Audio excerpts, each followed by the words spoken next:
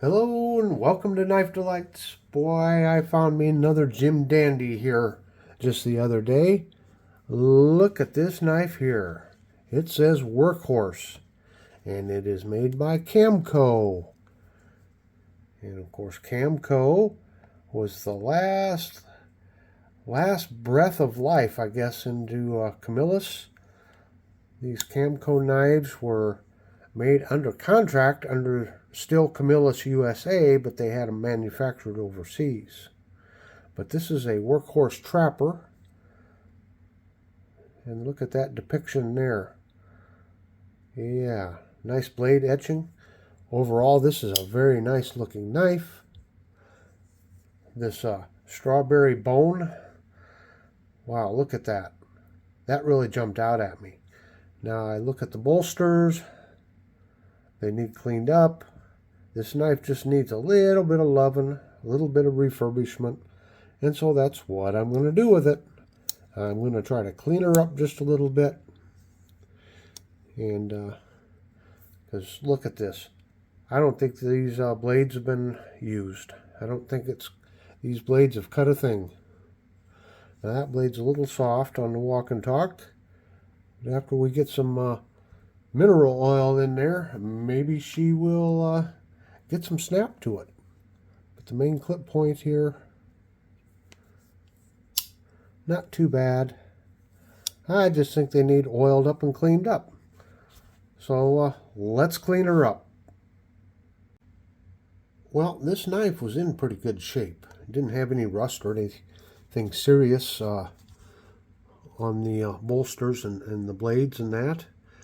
And I thought I would show you what it looks like. I only let it soak for about an hour, but just look at the difference after an hour of soaking. But I wanted to capture this portion on the video so you can see as I start to wipe it out. Yeah, this is messy. Okay, I need to set this off to the side somewhere. Get it out of the way.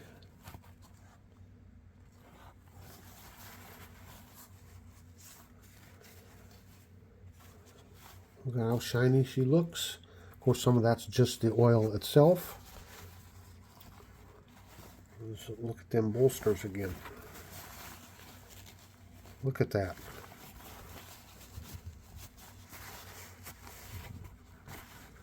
Remember how dull they looked?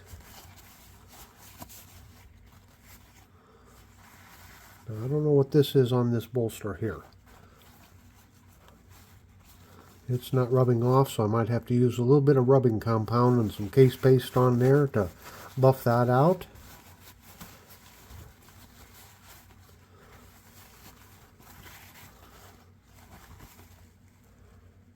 Yep, there's a little bit, probably going to need a little bit of buffing here, but that's okay. Look at how shiny that bone looks. Yep. And we'll open the blades up here real quick. I did manipulate the blades a couple of times while it was soaking. Got a lot better walk and talk on that blade. That one was pretty soft. It's still a little soft, but it's got a lot more snap to it than it did before.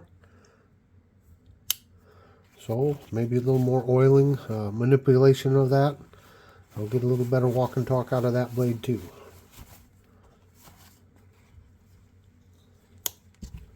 You can just see with this blade, I've got it all nice and shiny. And you can really see that etching in there now. Okay, on to the next step.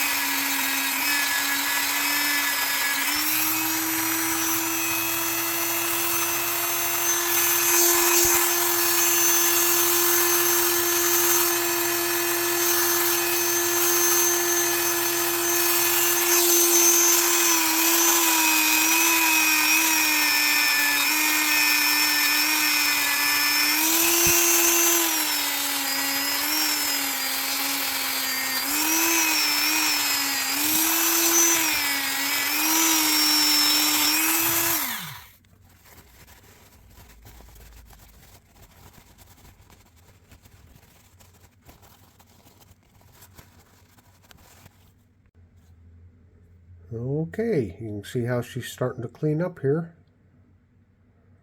Looking pretty good. And this is just with the rubbing compound. This isn't a polish. This is just trying to get all the grime out of it. As you can see on that bolster, whatever that was on that bolster, it's come off. So yeah, it's starting to take shape.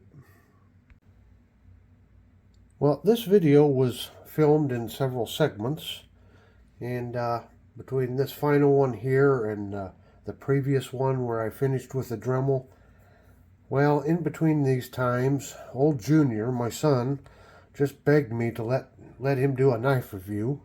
So on Friday, I let him do the Fun Knife Friday video, and he kind of botched things up just a little bit. So that's why I wanted to continue on with this review. I've put a little case paste on here, and I'm just going to hand rub it. See what we can come up with. It was looking pretty good without any polish. I'm not going to use the Dremel on it, I don't think. I'll just maybe hand rub a couple coats of polish on here and rub it off and see what we come up with. But you know, CAMCO was part of Camillus Cutlery, and I believe the CAMCO line started back in the 1940s. I know I have a fish knife with the CAMCO tang stamp on it. So as part of Camillus, it was around for quite a few years. Now Camillus, like a lot of other knife companies, cutlery companies, you know, at the end of the 1900s, early 2000s, they just ran into a lot of problems with competition. They were just having a tough time, a tough go of things.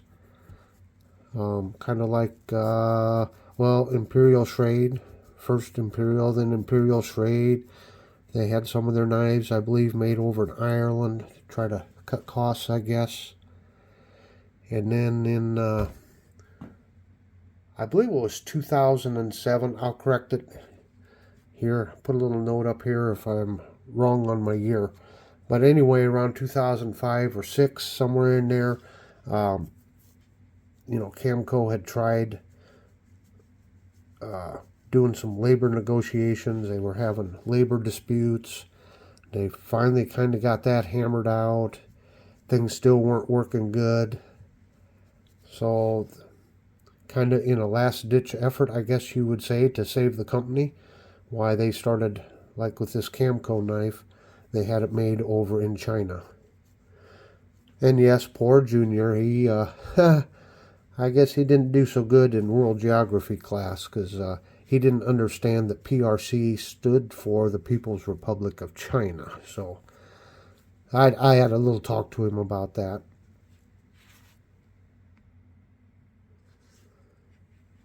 But they tried, I guess they failed.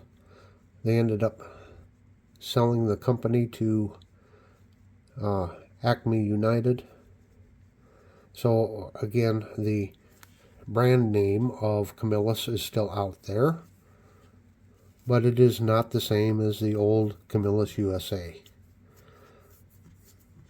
And you know, this is a story we see a lot of from U.S. cutlery companies. They just cannot keep up with the competition overseas with China. And we can lament the fact that China's taken over production of a lot of knives, but you know, that happens with all manufacturing throughout the ages. There's a lot of countries.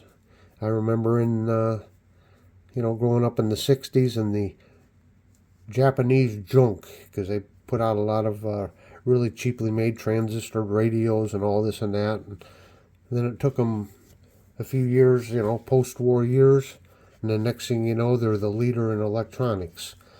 And a lot of electronics were made in Japan. Now kind of South Korea has taken that over. So, you know, centers of manufacturing change all the time.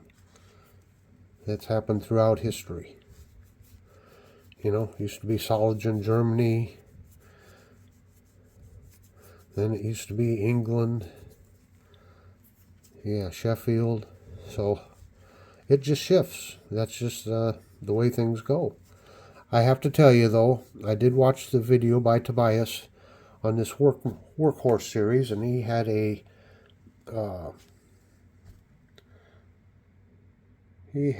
Stockman, and he talked about how well built they were. And I got to agree. I mean, I saw this in the antique store here a week or so ago. I just looking down through the glass in the display case, I saw these covers. I thought, oh my goodness, those are some gorgeous bone covers on there. And it is a very well built knife. Now, I don't have anything against trappers. It's an interesting pattern.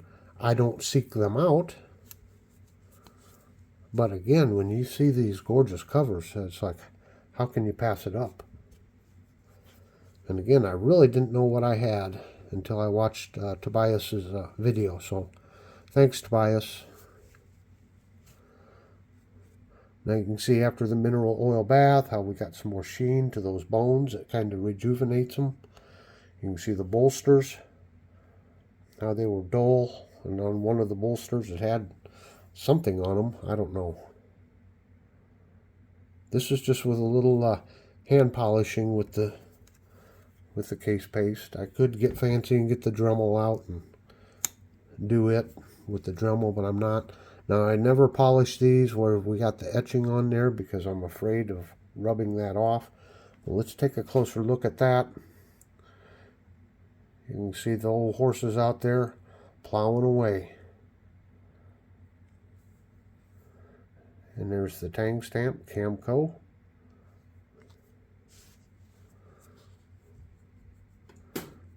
And the infamous, famous, whatever, PRC.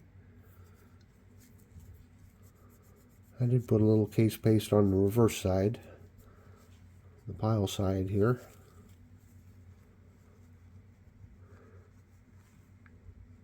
And I could sit and hand polish these more and more and more, but she's looking pretty good. She looks so much better than when I got started.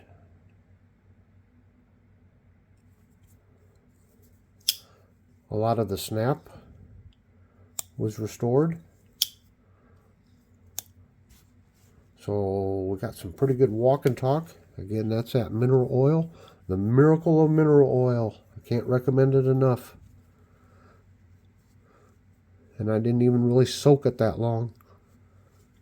But it just really does a great job of getting down into all the little nooks and crannies and such. Yeah. Well, again, I need to keep rubbing on it and get a little more shine to it there, get the rest of the paste off. But you get the idea. She looks a lot better. Just a gorgeous knife. The CAMCO Workhorse with red jig bone, and it does look like strawberry, doesn't it? Nice fit and finish, nice and even, nice brass liners. And people often ask, how do you know if it's bone or if it's synthetic? Well, this one pretty clearly shows it's bone because you can see how the dye didn't take in some spots. It's darker in some areas than others. That's not because it's a bad dye job. That's just the way natural materials are. So in a way, you're always getting a unique knife when you're getting covers with natural materials, because no two seem to come out the same. Well, folks, I hope you've enjoyed this, and I hope you're enjoying the Knife Delights channel. Please hit that like button and leave me a comment. And until next time, have a very delightful day.